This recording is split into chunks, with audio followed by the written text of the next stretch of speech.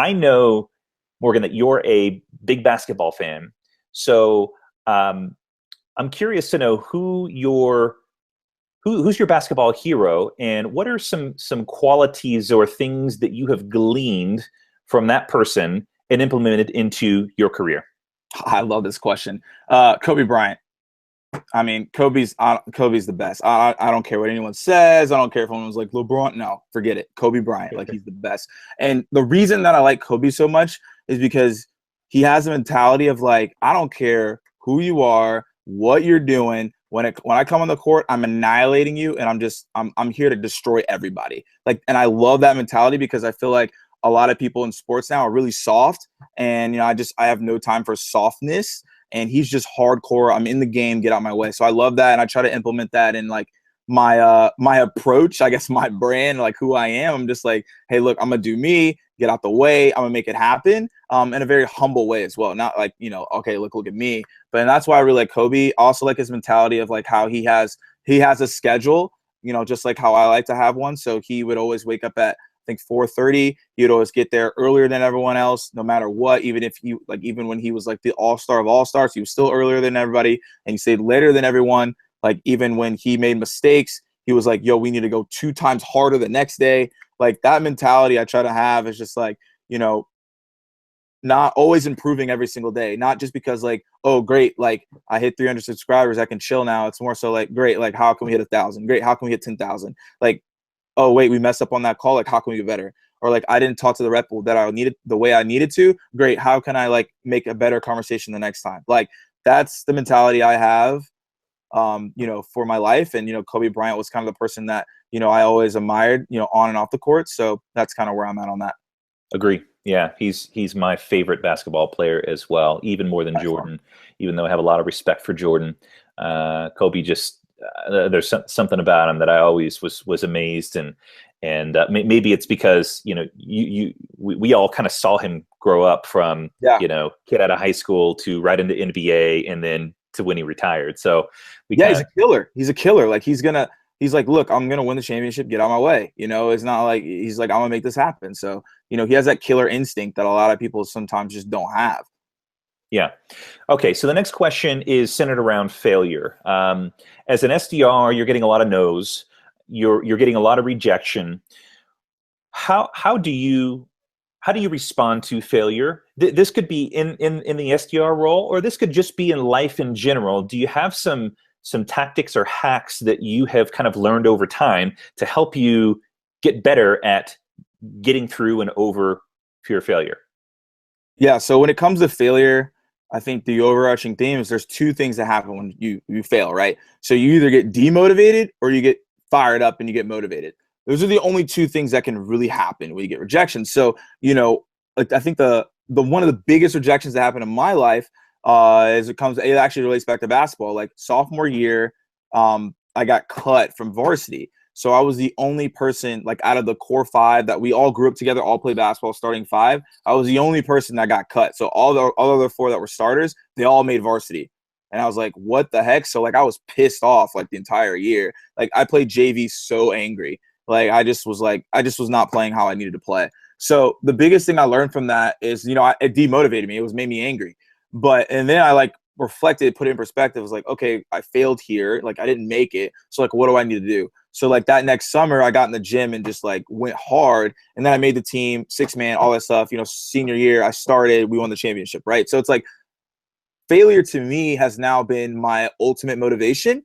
So even kind of like, no one knows a lot about this, but like, I interviewed with like 10 to 15 tech companies before I got to Terminus. Like, I got rejected by every single one of them. Like, they were like, no, like, you don't have experience. We don't know who you are. Terminus took a chance. And like, now they're probably like, what, we messed up. Right. So it's like, but the thing is, like, with failure, you have to grow. So, every single interview, I learned something new. I always got feedback. And, when I got to Terminus, I was prepared. But I'm excited that I failed because, like, if I wasn't prepared for Terminus, I wouldn't be on this podcast. Like, I wouldn't be answering this question, right? So it's like, I'm always grateful that I have failures because it makes me learn. But a lot of the problem with most people is that they fail and then they complain and they moan and they don't actually reflect on the learning lessons behind that. So I now get motivated by my failures because I know I can always learn and I'm always going to get better. So fail or succeed, I'm going to learn, I'm going to get better. So I guess that's why I'm always really fired up, because it doesn't really matter. I'm always going to be motivated. I'm always going to learn. It's great. Last question.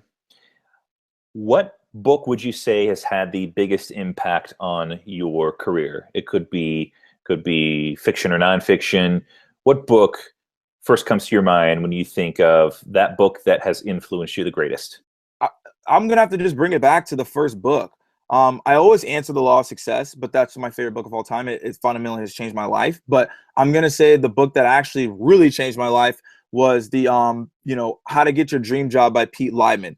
This book no one ever's really heard of this book. My mom found it in a library and she gave it to me. And she was like, read it. And it was my freshman year in college. So I read it and I used those tactics to network with people that I never thought I would be able to. I actually learned how to use LinkedIn based off of that book. So, my freshman year, I had 700 LinkedIn connections and nobody even knew what LinkedIn was. And everyone was like, how are you, what are you doing? Right. I was like, it was ridiculous because no one knew what I was doing, but I learned so much about the professional world. And I was having very high level professional conversations with directors and VPs as a freshman in college. So that fundamentally actually changed my process, or changed how I talk to individuals now, in the SaaS world and tech and B2B. I can have conversations with high level people because I've been doing it for 5-6 years, but nobody knows that because I don't really talk about that much. But the reason I'm able to talk to people that are high level without any hesitation and without being scared is because I've been doing it for 5-6 years. I've been asking for informational interviews for 15-20 minutes for the past 5-6 years. And I've just built that skill set of talking to those people. So I would say, yeah, that book actually really changed my life, because after I read that book, at the back of the book, it had 200 of the books I needed to read. And that's when I became addicted to reading. So that's the book that actually really changed me, because I learned so much on a practical level, and then also got new books to read that actually changed my life even more. Amazing. We'll definitely link that up. Do you know if that's available on Amazon or some modern? It should be. I can find it. I'm pretty sure it's available on Amazon. My mom just got it for me in the library, so nice. I know it's probably available on Amazon. I'm pretty sure. Well, hopefully it's still in print. Yeah. I'm sure a lot of our listeners would love to get their hands on that. Well, Morgan, it's been an honor and a pleasure to catch up with you again.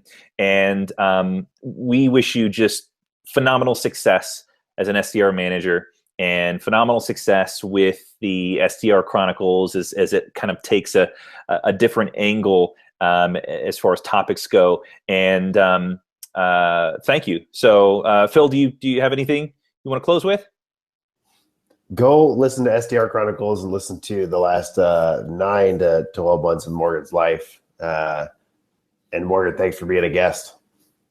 No, it's always awesome to come on Real Sales Talk and drop some knowledge. And the journey has been fun. So it's interesting to see the perspectives of the last episode. And now, there's just so much knowledge in the journey. So, and it's been fun, and I always appreciate coming on here. All right. Well, thanks again, and go get them. Always. See ya.